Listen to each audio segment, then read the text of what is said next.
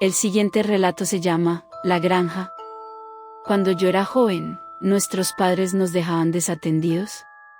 Mis amigos y yo nos adentramos en el campo en bicicleta y regresamos a nuestro tiempo libre. Rara vez tocábamos en el mismo lugar y, a menudo, lo abandonábamos después de unos días. Con cada nueva aventura, nos alejamos más de la civilización y un día encontramos oro, en sentido figurado por supuesto.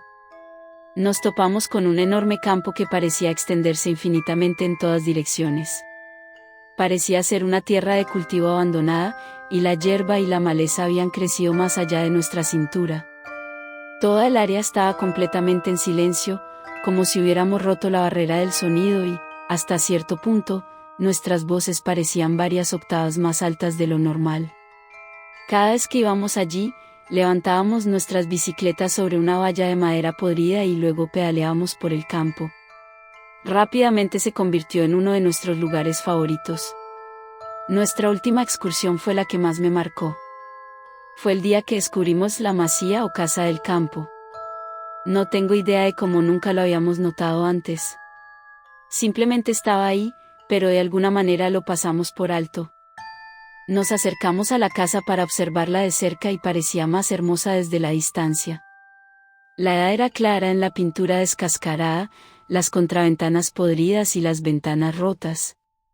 La casa de campo tenía 2 pisos de altura, posiblemente 3, y tenía una gran terraza, manchada de suciedad. El porche se extendía alrededor de la casa y notamos un columpio desvencijado que crujía hacia adelante y hacia atrás con una cadena oxidada. No había viento. Mientras yo pensaba en esto, mis amigos abandonaron sus bicicletas en el camino y cruzaron corriendo el camino de tierra. También abandoné mi bicicleta y los seguí vacilante. Giré a mi izquierda y a mi derecha. Al igual que el campo, el camino de tierra se extendía hacia el olvido. Chicos, ¿qué pasa si alguien vive aquí? Yo pregunté. Mi principal preocupación era molestar al propietario y que nos echaran de la propiedad. No hay nadie aquí, gritó George. George era el más aventurero de nosotros 3. Su confianza normalmente nos metía a todos en problemas. Decidí confiar en él y crucé al otro lado del camino de tierra. Mis 2 amigos ya estaban en el porche. ¿Puedes ver el interior? Brian, mi otro amigo, negó con la cabeza. Hay una gruesa cortina en el camino. Huele mucho a humedad aquí.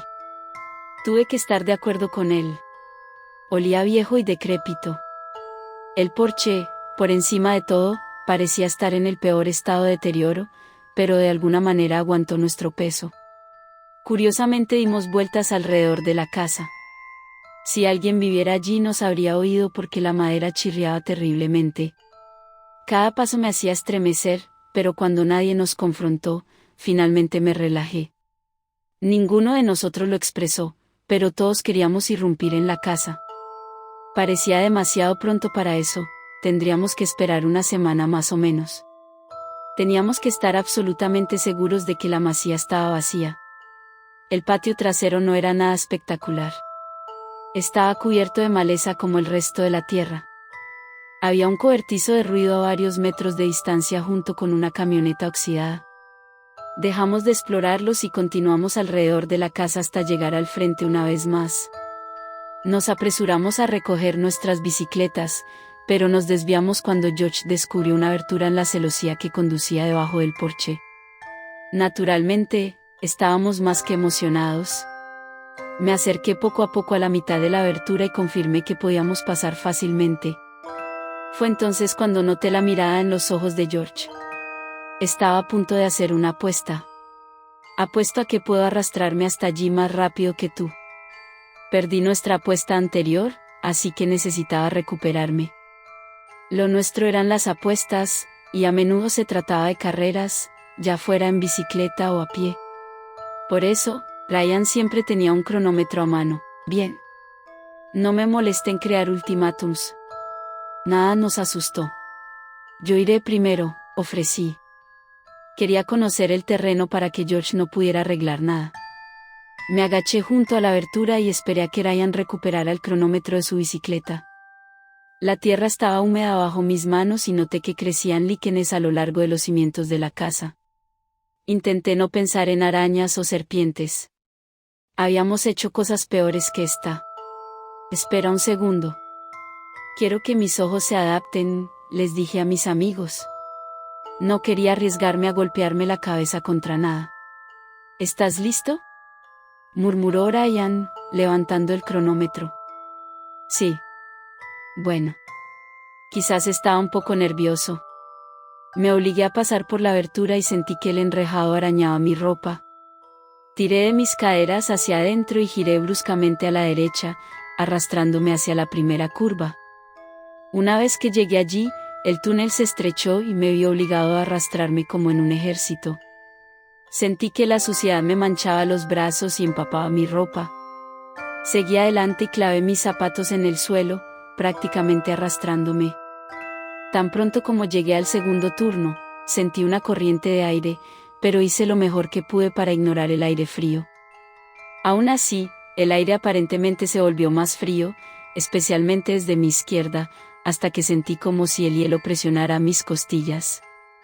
El tramo más largo que tenía ante mí debía ser el porche trasero, y me desanimé cuando el túnel siguió siendo estrecho.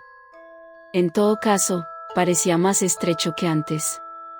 Tan pronto como pasé la mitad del camino, escuché una pelea frenética. El túnel era demasiado estrecho para darme la vuelta, pero sabía que era uno de mis amigos, probablemente George. Lo sentí agarrar mi tobillo, empujándome bruscamente hacia atrás. Me agarré a la celosía y di una patada hacia atrás con enojo, golpeando a mi amigo justo en la cara. «Tramposo», grité. Avancé más rápido que nunca. Sin embargo, mi amigo fue persistente y lo escuché justo detrás de mí. Bloqueé todo y clavé mis brazos sin piedad en el suelo, arrastrándome por el túnel hasta salir por la abertura. Respiraba con dificultad y estaba cubierto de pies a cabeza con arcilla roja y desagradable. «¿Qué diablos pasa contigo?», le grité a Ryan. Ryan estaba allí de pie tímidamente y, por supuesto, George no estaba a la vista. Ambos eran tramposos. Ryan estaba temblando y me tendió el cronómetro. «¿Estuviste ahí abajo durante 27 minutos?» «¿Qué?» «No, no lo estaba». Le arrebaté el cronómetro a Ryan y miré los 27 minutos y 32 segundos. «¿Ustedes me están tratando de engañar?» Está claro que Ryan nunca puso a cero el reloj.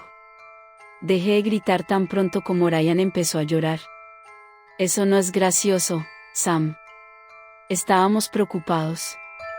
Estábamos llamándote y no respondías. George entró allí hace unos 10 minutos para buscarte. No sabía qué pensar de esto. Caminé hacia la abertura y comencé a llamar a George, pero no recibí respuesta. «Ustedes nunca me llamaron», respondí obstinadamente, mirando a Ryan que todavía estaba sollozando. Ryan dejó que el cronómetro siguiera funcionando. Cuando pasaron otros 15 minutos, estábamos hartos de esperar a George. «Simplemente regresaremos y lo encontraremos. Puedes ir a la derecha. Es más abierto de esa manera. Yo iré a la izquierda. Nos encontraremos en el medio». Ryan parecía reacio al plan. Lo convencí de que entrara detrás de mí y nos separamos. ¿Todo esto fue culpa de George? Probablemente amenazó a Ryan para que lo aceptara. Iba a patearle el trasero a George cuando saliéramos de aquí. Cuando me metí debajo del porche trasero, escuché un forcejeo delante de mí. «¿George?», llamé. «No, soy yo». Entrecerré los ojos confundido cuando me encontré con Ryan en el medio. «¿Encontraste a George?». «No, ¿lo hiciste?». Mi corazón dio un vuelco. No. En ese momento, ambos estábamos nerviosos y tuve que ayudar a Ryan a darse la vuelta. No podía retroceder por el túnel porque era muy estrecho. Nos tomó varios minutos, pero llegamos a la abertura sin problemas. Nos quedamos en el porche delantero y nos preguntamos si de alguna manera habíamos extraviado a George. Ese era el lado irracional de mi pensamiento. En esos túneles apenas cabe una persona, y mucho menos dos. A George le habría resultado imposible pasarnos en dirección contraria. Esperamos hasta el anochecer a que George se revelara, pero nunca lo hizo. Lo llamamos y le avisamos que nos íbamos. Estaba oscureciendo mucho. No queríamos demorarnos más. Nos acercamos a nuestras bicicletas, cubiertos de esa asquerosa arcilla roja, y le advertimos por última vez. De mala gana, nos alejamos de la granja y seguimos el camino de tierra hasta casa. Nuestros padres se vieron obligados a creernos cuando George no regresó esa noche. Llamaron a la policía y, a la mañana siguiente, los llevamos al campo y a la granja solitaria. Describimos lo sucedido en detalle y los vimos llamar a la puerta principal, esperando incansablemente a que alguien abriera. Como nadie lo hizo, fueron a investigar la abertura de la celosía. Los policías eran demasiado grandes para caber. Mientras registraban el perímetro, fui a recuperar la bicicleta de George de donde la dejamos, pero ya no estaba. George nunca fue encontrado y el caso se cerró. 11 años después, hubo un avance en el caso largamente olvidado. Nuestra ciudad atravesó un periodo de rápida urbanización y nuestro condado comenzó a comprar las tierras de cultivo adyacentes. La antigua granja fue demolida, pero en su interior se encontró un descubrimiento repugnante. Toda la base estaba cubierta de sangre seca y salpicada de pequeños huesos. Los huesos pertenecían a niños y estaban cubiertos de duras marcas de mordiscos.